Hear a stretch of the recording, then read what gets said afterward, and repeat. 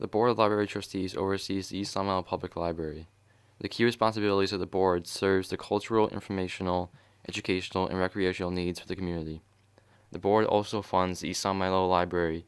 The operating budget of the department is $652,306 for the year 2014, which makes up 1.1% of the town's budget. The board members are Arthur McGuire, Charles Gray, Virginia Robbins, Amy Lansing, Claudia Bouchard, and Ron McCucci. The term of membership is 3 years.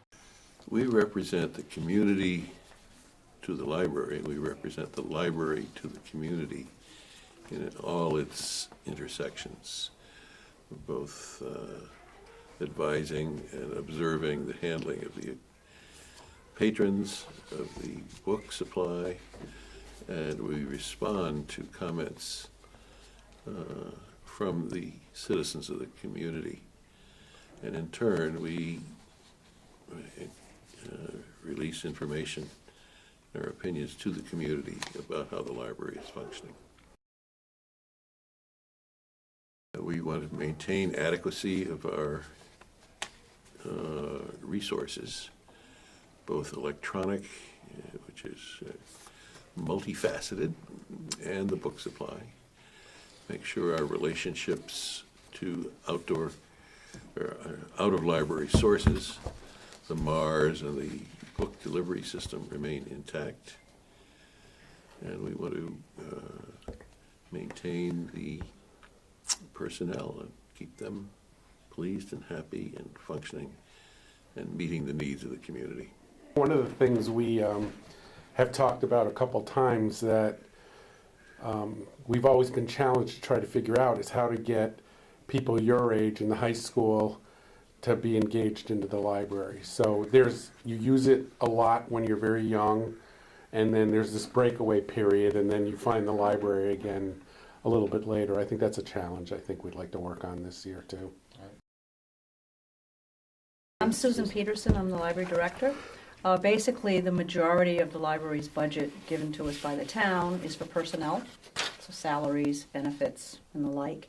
And the rest would be for operating expenditures, everything from books and anything that you might want to borrow from the library, but also things that you don't physically see, like databases and e-books and e-audiobooks, and also things like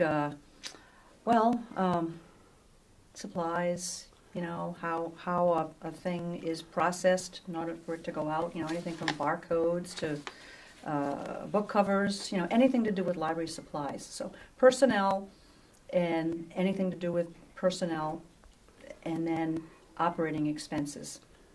The portion of what the library would need for expenses as far as the building, like cleaning supplies, custodial duties, keeping the building operating with utilities, lights, phones, heat, that is in the Department of Public Works budget.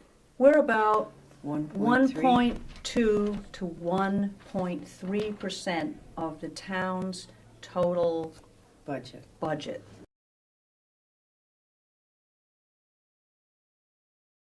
Always reading books and hoping that other people will enjoy it as much as I do. The other thing to consider is that we are really the only book outlet or educational resources for adults in town. There's no private schools represented here. There's no bookshops that really compete with us. So we're it for adults for books. It's a contribution, we hope, to the community. We don't get paid for this, but it gives us a window to contribute that is not always obvious, so that the world of ideas as passed in the library are able to be easily and widely distributed.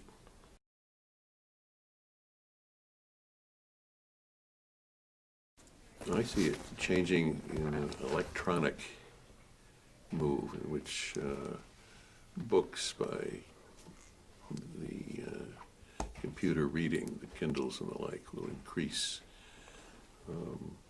And libraries in general, and this one too, are reaching out to the community to see what other resources might be available. There are examples to us, use of the meeting rooms, reaching out with particular literary things that could be considered entertaining, such as certain movies here, for example.